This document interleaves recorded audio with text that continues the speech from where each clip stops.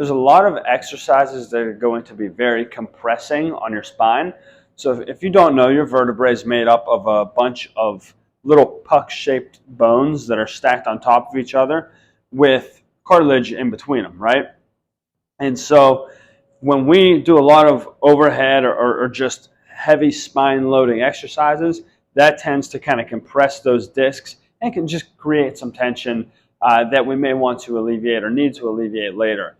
So an exercise that I like to use to do that is called a dead hang. And it's very simple. All it is finding a pull-up bar or some kind of bar, doesn't really matter, I guess.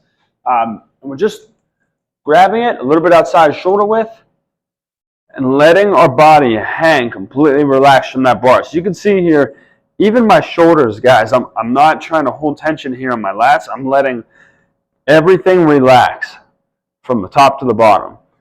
And then sometimes I will kind of move my hips around a little bit in this position just to, you get a little bit of popping there, a little releasing of the gases that build up in the joints. But I can feel my whole body stretching out here. And a lot of times you'll even see kind of the low back really decompress and almost looks like you get stretched out. It can provide a lot of relief for someone with some low back pain.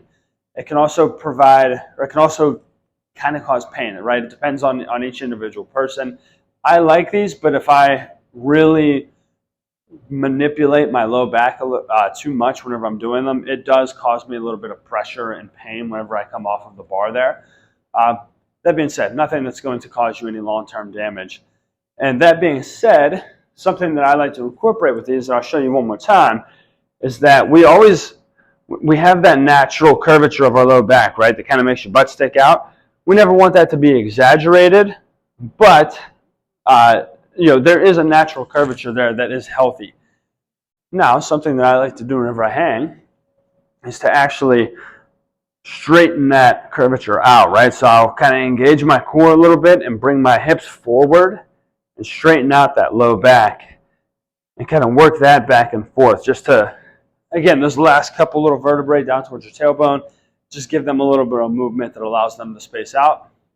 But aside from that, everything else from your hands down is completely relaxed. It's a great stretch, guys, and it's really good for opening up space in your shoulder joints as well. For someone who might have some impingement from that humerus digging into the AC joint. There's some big words for you, a little bit of anatomy, but that, guys, is a dead hang from a bar.